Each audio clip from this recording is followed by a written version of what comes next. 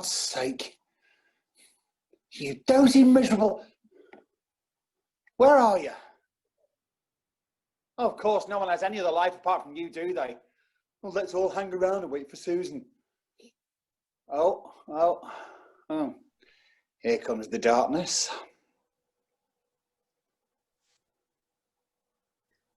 Where is she? No more stalling, David. How long have you been home? And I want the truth this time. I told you the truth, you silly cow. Don't you dare talk to me like that. Like what? Like some brainless halfwit that doesn't deserve it? David! Oh, shut it, you. Just shut it. You really get on my bloody nerves. I just don't see what there is to talk about, frankly. I thought you loved me. I thought we were happy together. I've worked so hard to make things right. Just tell me why you couldn't come home to me. I loved you so much. I really did. I listened to the truth from Jenny Critchley about Mark Broughton fathering Daniel. I put it behind me. I believed deep down that there was goodness in you and that I could forgive. And I did. I really did. So, what changed? It's not what, Susan. It's who. You changed. The first few years, yeah, you were lovely. I'll give you that. You never dropped your standards. You always knew how to laugh, but then... Then? Then you lost it, Susan.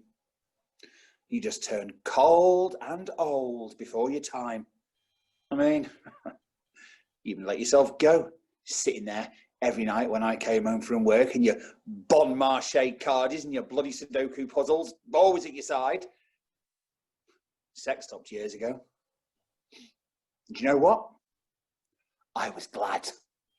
I'd long since stopped fancying you. You turned into this dowdy, miserable, old mother-bleeding Hubbard. I lived for you and the boys. I always kept a good home, didn't I? I never spent any money on myself. It was always for you three. You never said. I thought I was doing the right thing, you know, being a goodly wife and mother. Boring. That's what you were. Plain and simple, boring. God, you put years on me, you. David, what the hell's going on? Don't speak to Mum like that. It's okay, Daniel. At least I'm getting the truth for once. The truth? Your whole life with me was founded on lies from the very first day. Mark Broughton saw to that. Oh, shut up now, both of you. I have something to say. Hang on, son. I need to hear the rest of this. It's okay, Daniel. She wants to know why I was home so long without saying, and I was just coming to that.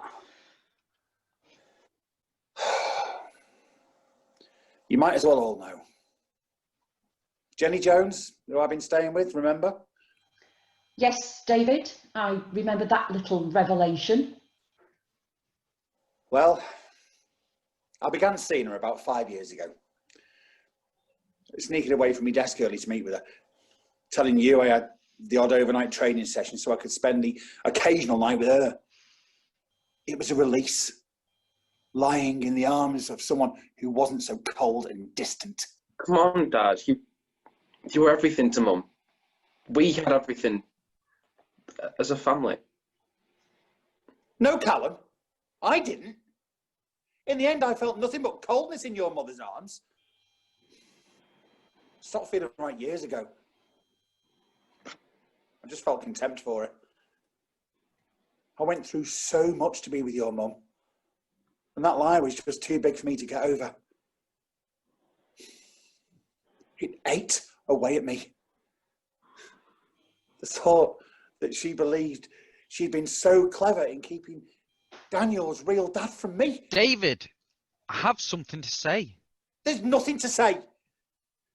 Anyway, I knew when lockdown started that I had a chance to spend some quality time with the woman I loved, Jenny Jones. And that as long as you all thought I was stuck in that ship, I could relax in the company of my Jenny for as long as I could get away with it. Dad. I'm sorry, Callum. I didn't mean to hurt you. Neither of you lads did anything to deserve this. And you're both the real victims here. And what about me? Was my love and sacrifice all for nothing? How long would you have carried on if lockdown hadn't brought this to a head? Would you have ever told me? God, you've made a fool out of me. You're a coward, David Groves. A snivelling little coward to hide behind lockdown. Shut up! Just for a minute, shut up! Callum, you are all I care about at the moment, so I'm addressing what I have to say to you. Don't laugh, okay? Okay, sorry. Go on, Dan. The only thing that I want now at the end of all this is for you and me to be the brothers we should have been growing up. I want us to always be there for each other because you are really all that matters to me now in this family. For once, I agree with you, Dog Breath. There's nothing else for me to hold on to with this lot. It's wrecked me head. I can't concentrate on my studies. I can't even wing it now like I used to. Do you know what hurts, Dad? I genuinely believed that you were home arranging this massive surprise for Mum and Daniel, and you needed my help. How gullible was I? You used me. And I can't forgive you for that. Then when it all comes out, you made me look stupid at best, and at worst, some schemer helping you with your sordid affair. Mum, I owe you this much. I knew nothing about Jenny Jones. I swear to God. It's okay, Callum. Please, don't. Callum, I got my DNA test, bro. Most interesting one was Grandad Philip's brother's result. It was a close match, but not close enough at that level. So they did more testing, and my most likely father, in fact, it's 99.9% certain. It's David. So you see, you are my brother. We belong together, mate. Nothing to say, Mum? David? I mean, Dad? Now let's keep it at David, eh? And I never knew. I always believed that. Susan, what have you done? She's opened our eyes, is what she's done. If I could change anything, I would.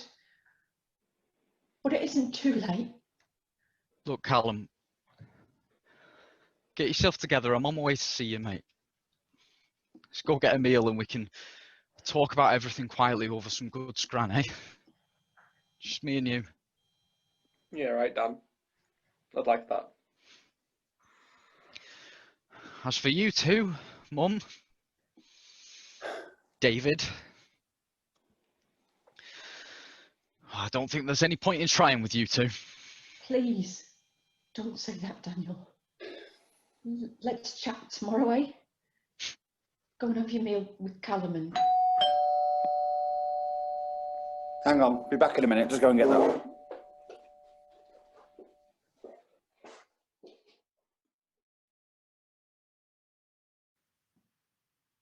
David Groves. Detective Inspector William Harrison, and this is Constable Schofield. You are under arrest for the murder of Jennifer Critchley. You do not have to say anything, but anything you do say can and will be used as evidence against you in a court of law. You have the right to legal representation.